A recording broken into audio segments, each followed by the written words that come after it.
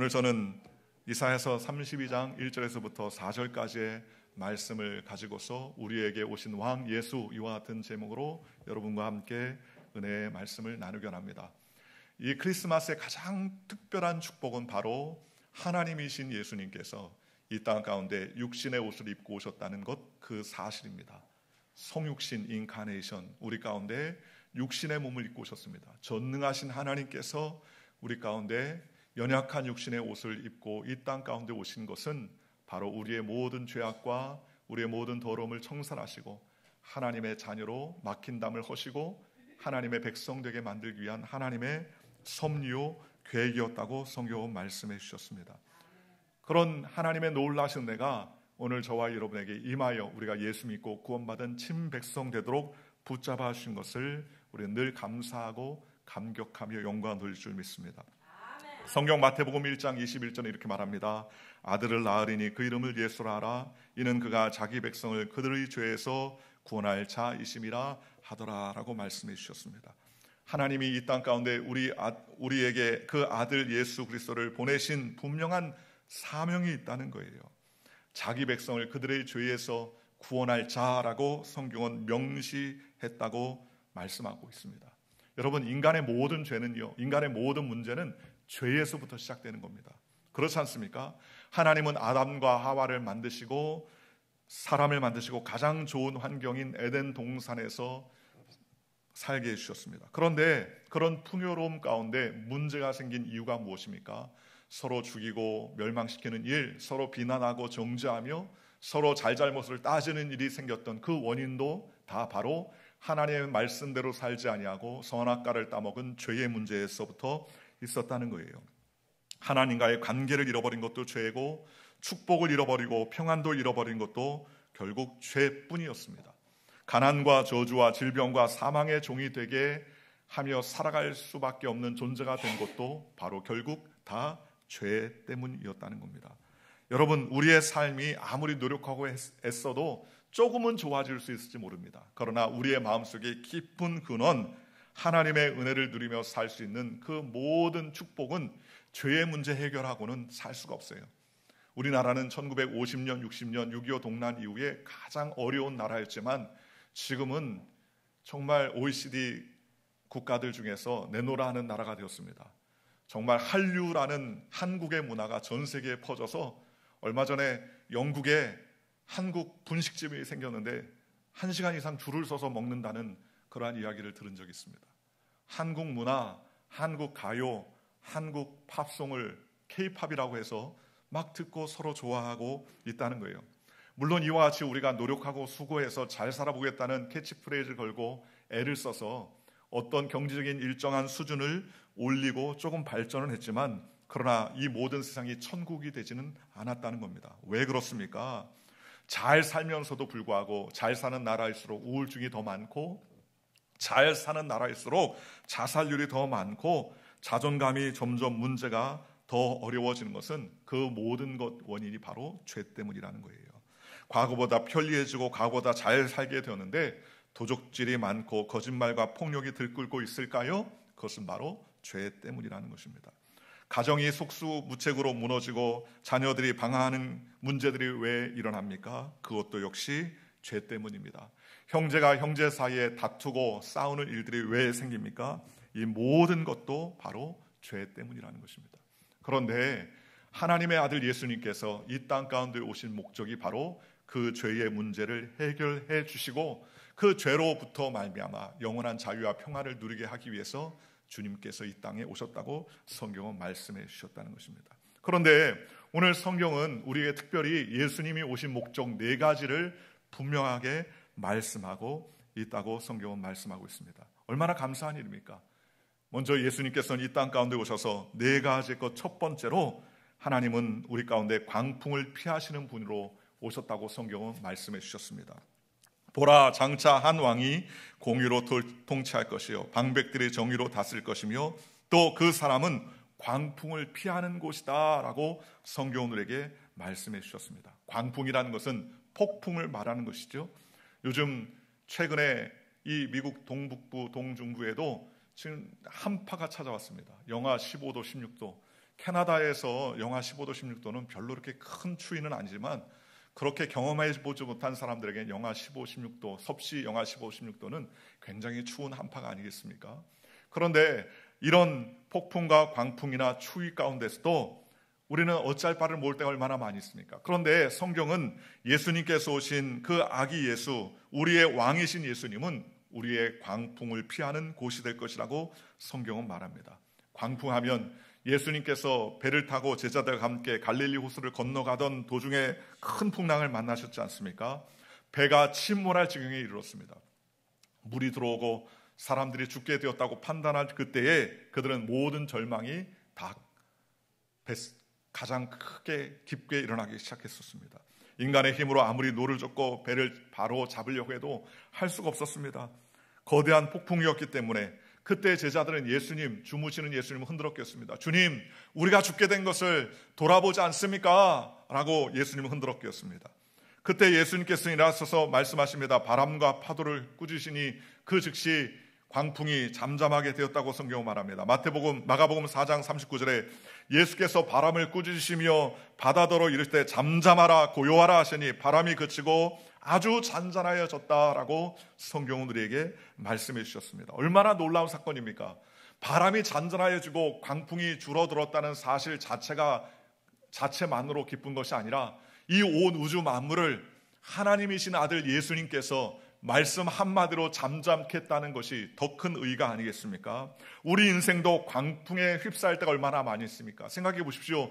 지난 2020년 1월부터 시작됐던 코로나의 광풍이 지금 3년이 지났지만 뒤돌아 생각하면 사랑하는 가족을 잃어버리고 가까운 지인, 같이 예배를 드렸던 동료 성도들을 잃어버리고 같이 함께 썼던 목회자들과 함께 생이별을 하고 육신의 장막을 걷어버리고 우리의 인생의 슬픔을 가져왔던 일이 엊그제 같지 않습니까?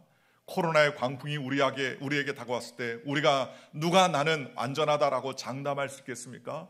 코로나의 광풍이 물러갔다 할지라도 경제적인 광풍이 우리에게 다가올 때에 나는 안전합니다, 나는 평안합니다라고 자랑할 사람이 어디 있겠습니까? 건강과 물질과 모든 관계의 광풍이 다가올 때 우리는 좋습니다, 문제 없습니다라고 이야기할 존재가 어디 있겠습니까? 하나님의 아들 예수님께서 이 땅 가운데 오신 것은 우리 인류에게 광풍이 다가올 때에도 어떤 인생의 광풍도 잠잠케 하실 능력과 힘이 그분에게 있다는 사실을 우리에게 보여주는 위대한 일이었다는 성경을 우리에게 말씀해 주신 것입니다. 여러분, 하와가 에덴 동산에서 선악과를 따먹은 그 이후에 인생의 3대 광풍이 불어오기 시작했습니다. 인간은 어머니 뱃속에서 잉태할 때부터 시작해서 재앙의 세계 속에서 잉태되어 태어납니다. 태어날 때부터 휘말려 살아갑니다. 죄악의 강풍을 맞으며 영혼의 파멸에 처할 수밖에 없는 존재고 죄 중에 태어나서 죄를 지으며 불의하며 추악한 인생의 삶을 살 수밖에 없는 그런 타락한 존재로 살다가 결국 영혼의 지옥에 갈 수밖에 없다는 사실을 성경을 통해서 우리에게 말씀해 주셨지 않습니까? 그러니 아담과 하와의 자손인 저와 여러분의 존재들은요, 다 저주의 후손이라고 말할 수밖에 없습니다. 잠언서 1장 21절에 너희의 두려움이 광풍같이 임하겠고 너희의 재앙이 폭풍같이 이르겠고 너희에게 근심과 슬픔이 임하리라 라고 성경은 말씀했습니다. 두려움과 재앙과 근심과 슬픔이 폭풍처럼 우리를 휩쓸고 간다는 거예요. 그러니 예수 외에 다른 광풍을 우리에게 편안하게 할 능력이 아무것도 없다는 겁니다. 그러니 거기에 죽음의 강풍은 우리에게 절망을 가져다 주는 것 아니겠습니까? 사도 바울은 그래서 로마서 7장 24절에 그는 이렇게 고백했습니다. 오라 나는 공고한 자로다. 누가 이 사망의 몸에서 누가 나를 건져내랴 그랬습니다. 세상의 광풍에 맞닥뜨려서 사는 사도 바울은 예수 그리스도의 보혈의 십자가를 만나기 전까지는요, 오라 이 사망의 몸에서 누가 나를 건져내랴 하면서 장탄식을 할 수밖에 없었다는 것입니다. 아무도 이 죄악의 폭풍과 광풍을 해결할 자가 없습니다. 그때 우리에게 온전케 하신 분이 한 분 계십니다. 그것은 바로 예수님입니다. 예수님이 죄악의 광풍도 철폐해 주시고 저주의 광풍도 철폐해 주시고 죽음의 광풍도 완전히 철폐해 주셔서 하나님의 자녀로 삼아 주셨다는 것입니다. 누가 이 비참한 광풍과 풍랑에서 우리를 잠잠하게 할 수 있습니까? 이 세상에 어떤 존재도 광풍 앞에서 잠잠하게 할 존재가 없습니다. 오직 예수님만이 우리를 깨끗게 하고 우리를 그 어려운 광풍에서 잠잠케 하시는 분임을 믿으시기를 주 예수의 이름으로 간절히 축원합니다. 주님께서 우리를 대신해서 저주와 가난과 가시의 엉겅퀴를 온몸에 짊어지시고 피 흘려 고통과 괴로움을 당하시고 삶 안에 십자가에 부활하심으로 말미암아 승리하셨다고 성경은 말씀해 주셨습니다. 갈릴리의 풍랑에 잠잠케 하신 예수님은 오늘 우리의 인생의 광풍의 문제들을 해결하실 수 있는 능력 있는 분이라는 사실을 믿으시기를 주님의 이름으로 축원합니다. 우리 앞에 문제는요, 왜 문제입니까? 해결할 수 없으니까 문제죠. 해결할 수 있으면 문제가 아닙니다.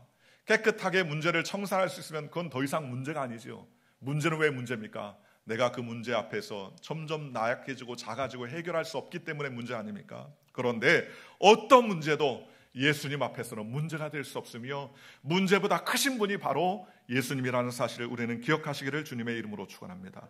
3대 재앙의 광풍이 우리에게 다가올 때 예수님은 십자가에서 두 손을 활짝 벌리시고 그 3대 광풍을 다 몰아내셨습니다. 그리고 십자가에서 죽으시면서 다 이루셨다라고 성경은 말씀하셨습니다. 테텔레스타이 다 이루었다.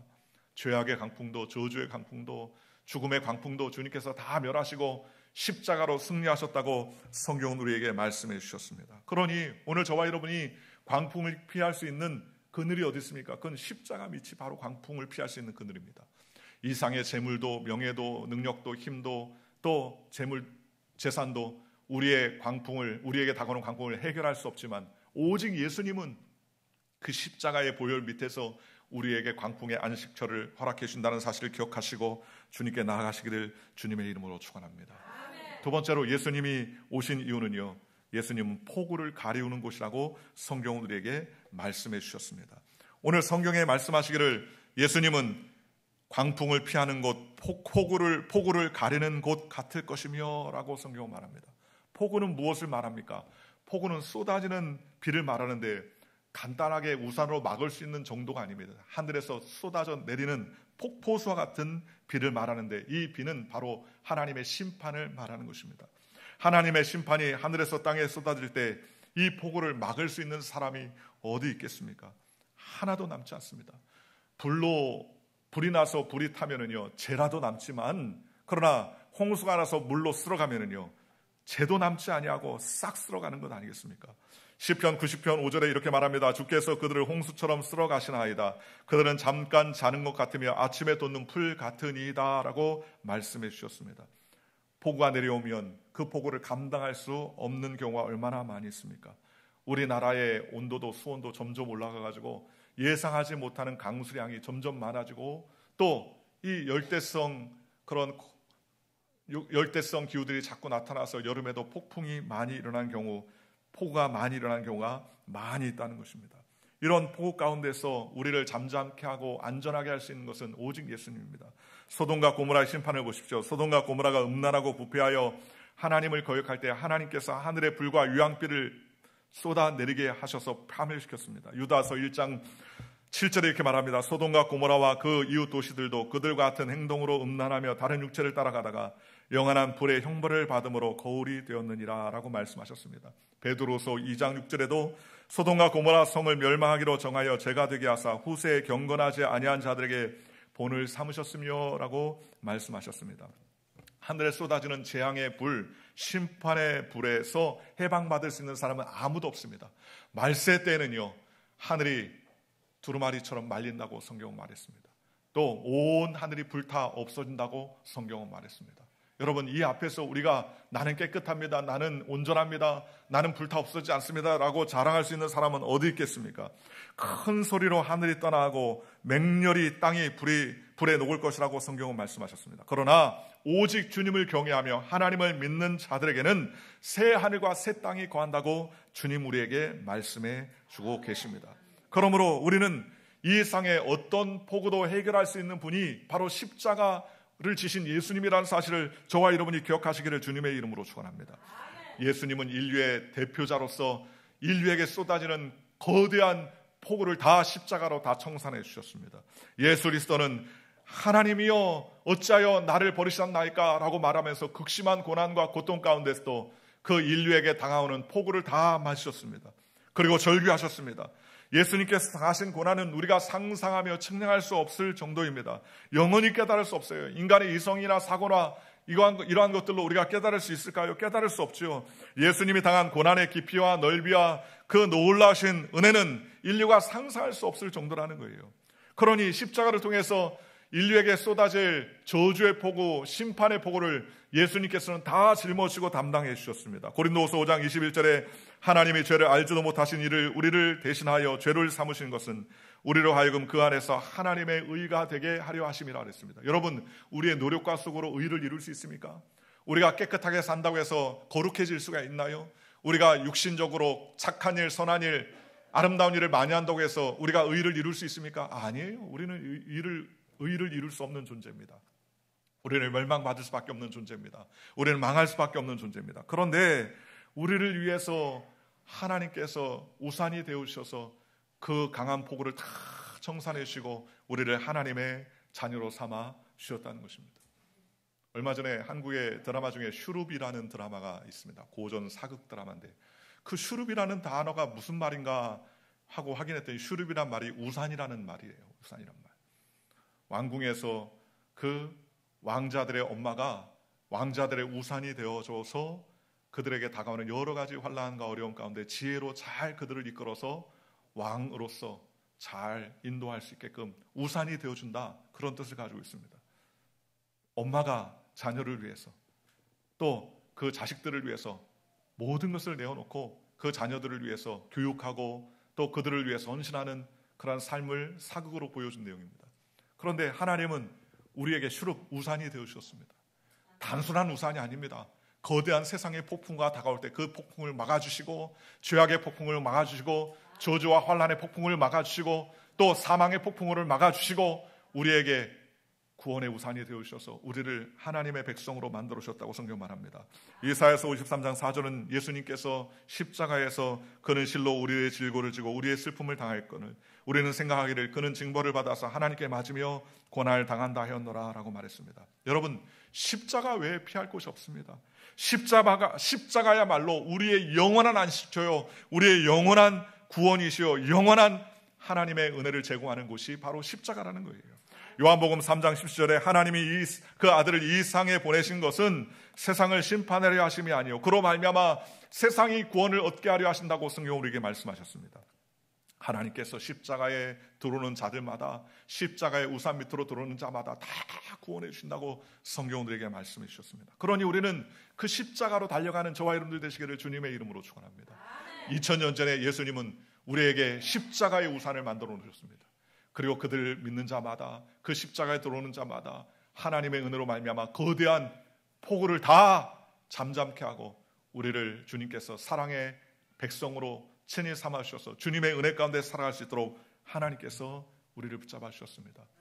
우리를 위해서 그 폭우를 다 가리우신 주님을 찬양하는 저와 여러분들 되시기를 주님의 이름으로 축원합니다. 세 번째로 예수님께서는 우리에게 마른 땅의 시냇물 같은 사람이 될 것이라고 성경은 말씀해 주셨습니다. 오늘 성경 말씀에 그는 그 사람은 광풍을 피하는 곳, 폭우를 가려는 곳 같을 것이며 마른 땅의 냇물 같을 것이며 라고 성경은 말합니다. 여러분, 마른 땅의 냇물은 마른 땅의 시냇물과 같은 존재를 말하는 것입니다. 우리가 사는 이 북부 지역이나 코리아 같은 경우는 시냇물이나 호수나 물들이 풍부해서 어려움이 없겠지만 팔레스타인 지역에는 물이 없어요. 사막입니다. 그런 사막 가운데 가장 중요한 것이 물을 얻는 것 아니겠습니까? 이삭은 가는 곳곳마다 우물길을 열어서 물을 찾고 구했습니다. 한 번 뺏기고 두 번 뺏기고 세 번 뺏겼는데도 불구하고 그는 우물 파는 일을 게을리하지 아니하고 결국 하나님께서 우물을 주시고 그 우물로 말미암아 하나님께서 르호봇이라고 칭하시고 평안을 얻었고 많은 사람들에게 하나님이 이삭과 함께함을 보았다고 성경은 말씀해 주셨지 않습니까? 우리에게 마른 땅에 시냇물 같은 사람이 바로 예수님이라고 성경은 말씀해 주셨습니다. 디모데후서 3장 1절과 5절에 이렇게 말합니다. 너는 이것을 알라. 말세에 고통하는 때가 이르러 사람들이 자기를 사랑하며 돈을 사랑하며 자랑하며 교만하며 비방하며 부모를 거역하며 감사하지 아니하며 거룩하지 아니하며 무정하며 원통함을 풀지 아니하며 모함하며 절제하지 못하며 사나우며 선한 것을 좋아하지 아니하며 배신하며 조급하며 자만하며 쾌락을 사랑하기를 하나님 사랑한 것보다 더하며 경건의 모양은 있으나 경건의 능력은 부인하는 자니 이 같은 자들에게서 내가 돌아서라 라고 말했습니다. 우리의 마음이 사막화되더라는 거예요. 하나님이 없는 사람들에게 마음이 사막화되는 거예요. 얼마 전에 캐나다에서 토론토에서 사건이 하나 있었는데, 제가 캐나다에 살다 와서 그런지 캐나다 뉴스에 대한 내용이 나오면 자꾸 호기심 때문에 자꾸 읽어보게 되더라고요. 읽어본 내용 중에 토론토에 한 노숙자가 있는데, 이 노숙자에게 여자 아이들 5명이 찾아왔습니다. 13세, 15세, 16세, 17세 10대 애들이에요. 그런데 이 아이들이 서로 아는 애들이 아니라 서로 SNS로 어느 한 곳에 모였습니다. 모여가지고 그 노숙자들에게 시비를 걸었어요. 한 사람 노숙자에게 시비를 걸어가지고 3분 동안 때리고 발로 차고 나중에는 칼로 찌르고 그 노숙자를 죽였어요. 왜 이런 일이 있습니까? 경찰도 그 이유를 몰라요. 왜 이들이 여기에 모였는지, 그들이 서로 친구들도 아닌데 SNS에 서로 모여가지고 이 노숙자와 어떤 원한의 관계에 있는지도 모르고서 그 10대 여자아이들, 남자아이들도 아니고 여자아이들이 칼을 휘둘러서 그 노숙자를 아무 이유 없이 죽였습니다. 여러분, 인생은 정말 광야 같습니다. 사막 같습니다. 점점 황폐해지고 있습니다. 돈을 사랑하며 자기를 사랑하며 교만하고 비말을 부모를 거역하며 감사하지 아니하며 거룩하지 아니하며 원통함을 풀지 아니하며 무정함을 풀지 아니하며 또 모함하며 절제하지 못합니다. 우리가 이런 광야와 환경과 사막 가운데 살고 있습니다. 여러분, 심령이 목말라 있습니다. 지구상의 사람의 마음들이 사막화되는 경우가 얼마나 많이 있습니까? 그러니 언제 어느 때 이런 사막이 우리가 경험할지 모릅니다. 그런 사막 안에서도 누가 우리를 맑은 물을 주며 우리에게 시원케 할 수 있는 은혜를 허락해 줄 수 있는 분이 누굽니까? 예수님밖에 없어요. 목마른 자들아 다 내게로 와서 값없이 마시라고 성경은 우리에게 말씀하셨습니다. 요한복음 4장 14절에 내가 주는 물을 마시는 자는 영원히 목마르지 아니하리니 내가 주는 물은 그 속에서 영생하도록 솟아나는 샘물이 되리라고 성경은 말씀해 주셨습니다. 요한복음 7장 38절에 나를 믿는 자는 성경의 이름과 같이 그 배에서 생수의 강이 흘러나리라 라고 성경은 말했습니다. 아무리 세상이 사막화돼서 사랑이 없어지고 또 무자비하고 무자하고 원통함을 풀지 않는 그러한 세상 가운데서도 예수님의 성령이 임하시면 그곳에 사랑이 싹트고, 예수님이 임하시면 놀라운 변화가 일어나고, 예수님이 임하시면 그 사막에 강물이 흐르게 되고, 예수님이 임하시면 사자와 양이 서로 같이 먹고 마시는 귀한 은혜의 역사가 일어난다고 성경은 우리에게 말씀해 주셨습니다. 여러분, 세상의 문학 작품으로 우리의 마음을 변화시키지 못하죠. 영화나 음악이 우리의 마음을 잠시잠깐 훈훈하게 만들 수 있어도 우리의 삶을 변화시키지 못합니다. 오늘날 예술도 점점 사악한 세상을 반영하는 그러한 거울이 되어가는 경우가 얼마나 많이 있습니까? 그러나 예수님의 생수의 강이 우리 가운데 넘쳐나면 우리의 모든 좌절과 절망이 떠나고 우리의 모든 더러움이 떠나고 예수 그리스도의 십자가의 보혈로 말미암아 우리는 참된 소망과 은혜를 누릴 수가 있게 되더라는 것입니다. 예수님은 너희 목마른 자들아 물로 나오라, 돈 없이 값없이 와서 포도주와 젖을 사라 라고 우리를 초청해 주셨습니다. 여러분, 2000년 전 우리 가운데 말구에 태어나신 아기 예수님은 우리에게 아기 예수로 오신 것뿐만 아니라 이와 같이 우리에게 사막이 된 우리에게 강물을 허락해 주시고 은혜의 강물을 던져주시기 위해서 이 땅 가운데 오셨다는 사실을 기억하시기를 주님의 이름으로 축원합니다. 예수님이 이 땅 가운데 오셔서 십자가를 지고 우리를 위해서 죽으심으로 말미암아 구원의 강물이 우리에게 콸콸 넘친 거예요. 그러니 예수님 믿는 자마다 영원한 생명을 얻습니다. 예수 믿는 자마다 영원한 거룩함을 얻습니다. 예수 믿는 자마다 아무리 죄악이 관영할지라도 예수 믿는 자마다 의의 백성이 됩니다. 예수 그리스도를 믿는 자마다 어둠이 물러가고 참된 빛의 소망 가운데 살아갈 수 있도록 은혜를 베풀어 주신다는 것입니다. 오늘 저와 여러분이 예수 그리스도의 십자가를 의지하고 하나님을 의지하는 저와 여러분들 되시기를 주님의 이름으로 축원합니다. 네 번째로, 예수님은 곤비한 땅에 큰 바위 그늘이라고 성경은 말씀하셨습니다. 오늘 성경에 폭우를 가리는 곳 같을 것이며 마른 땅의 냇물 같을 것이며 곧 곤비한 땅에 큰 바위 그늘 같으리라 라고 성경은 우리에게 말씀해 주셨습니다. 우리에게 있어서 태양은 참 좋은 것이죠. 그러나 팔레스타인 지형의 태양은요, 잠깐 내리쬐는 태양에 노출되어도 살이 탈 정도로 그렇게 굉장히 뜨겁습니다. 여름에 보면은 북유럽 사람들은 뭐 태양만 비치면은 그냥 옷을 홀딱 벗고 나가가지고 선탠하는 경우도 있어요. 제가 토론토에 있다가 캐나다 런던에서 목회를 하면서 있었는데 하루는 차를 타고 가는데 한겨울이에요. 겨울인데 그날따라 햇빛이 쫙 내려주는데 차를 타고 가는데 저 위에 보니까 뭐가 하나 보입니다. 마네킹인 줄 알았는데 보니까는 아니 지붕 위에 어떤 여자아이가 비키니만 입고 쫙 누워있는 거예요. 모든 사람이 다 저를 쳐다봐요. 안 쳐다볼 수가 없어요. 한겨울인데 비키니만 입고 태양빛에 선글라스 딱 끼고 누워가지고 책을 보고 있습니다. 깜짝 놀랐어요. 지붕에. 백인들이 햇빛을 자꾸 받으려고 애를 쓰지 않습니까? 그러나 팔레스타인 지역은 틀려요. 거기서 햇빛 받겠다고 호딱 벗고 누워있다가는 통닭이 됩니다. 통닭이 구워집니다. 그러니 사막은 이렇게 햇빛이 내려쬐서 평균 50도, 60도까지 체감 온도가 올라가는 그런 상황 가운데 수분이 증발되어서 죽어할 정도입니다. 그런데 그런 햇빛이 찬란하게 비치는 그곳에 진정한 쉼을 줄 수 있는 곳은 아무것도 없어요. 그늘이 있어야 돼요. 그것도 어떤 그늘입니까? 바위 그늘입니다. 바위 그늘 밑에 있으면 선선해지고 습기 없기 때문에 햇빛이 내리쬐더라도 선선한 곳에 들어가면 시원함을 느낄 수 있는 건 아니겠습니까? 그러므로 마른 땅에 그늘을 찾는다는 것은 생명을 얻는 것을 의미하는 것입니다. 오늘날 우리가 사는 세상도 곤비한 땅입니다. 우리의 삶이 지치고 어렵습니다. 그러나 성경은 소년이라도 넘어지고 자빠지고 장정이라도 쓰러진다고 말씀하지만, 그러나 하나님을 의지하는 자에게는 소망이 있고 힘이 있다고 성경은 말씀해 주셨습니다. 오늘날 어떤 사람도 강도, 살인, 강간, 각종 파탄, 자살 이런 일들이 비일비재하게 우리 주변에 일어나는 일들이 얼마나 많이 있습니까? 그런 세상에 곤비한 일들이 얼마나 많이 있습니까? 세상이 흐를수록 착해지는 것 같지만 착해지는 것 아니라 점점 더 흉악해지는 일들이 얼마나 많이 있습니까? 그럼에도 불구하고 우리는 이런 상황 가운데서 하나님을 의지해야 됩니다. 이사야서 40장 31절에 오직 야훼를 앙마하는 자는 새 힘을 얻으리니 독수리가 날개치며 올라갔던 것이요 다른 박질하여도 곤비하지 아니하겠고 걸어가도 피곤치 아니하리로다 라고 성경은 말씀하셨습니다. 주님을 앙망하면 새 힘을 얻는다는 거예요. 주님을 의지하면 독수리 같은 새 힘을 주신다는 거예요. 자꾸 힘이 일어나서 하나님께 영광 돌리며 살아갈 수 있도록 우리에게 능력과 은혜를 베풀어 주신다는 것입니다. 오늘 저와 여러분들이 생기를 받아야 됩니다. 그 생기는 어딥니까? 십자가 밑이 생기예요. 오늘 우리에게 세상을 바라보고 사람을 바라보고 환경을 바라보면 마음의 절망과 낙담과 우울이 꽉 들어찰 수밖에 없습니다. 그러나 예수님의 십자가를 바라보고 나를 위해서 피 흘리신 그 분을 바라보면 우리에게 소망이 생깁니다. 내가 다 이루었다. 내가 내 죄를 청산했다. 내가 더러움을 청산했다. 내가 참된 의를 내게 주겠다고 주님께서 우리에게 두 팔을 벌려서 우리에게 새롭게 해주신다는 것입니다. 예수님을 구세주로 모시면 예수님을 통하여서 우리는 독수리가 날개친 같은 새 힘을 얻는다고 성경은 말씀하셨습니다. 골로새 1장 11절에 그의 영광의 힘을 따라 모든 능력으로 능하게 하시며 기쁨으로 모든 견딤과 오래 참음에 이르게 하신다라고 성경은 우리에게 말씀해 주셨습니다. 사랑하는 성도 여러분, 우리는 십자가의 밑에 나가야 됩니다. 십자가의 밑에 나가면 참된 평안과 소망을 우리에게 주님께서 허락해 주신다고 성경은 말씀해 주셨습니다. 최고의 성탄은 주님 십자가에 나가는 것이라는 사실을 저와 여러분이 기억하시기를 주님의 이름으로 축원합니다. 예수를 바라보지 아니하고 환경을 바라보면 넘어지고 낙심할 수밖에 없습니다. 주님을 바라보십시오. 주님을 바라보면 참된 소망이 있습니다. 아기 예수로 탄생하신 예수님께서 우리에게 참된 평안과 소망으로 바로 이와 같이 우리에게 참된 바위 그늘이 되어주신다고 성경은 말씀해 주셨습니다. 예수님은 이 땅 가운데 우리를 위해서 섬기기 위해서 오셨다고 했어요.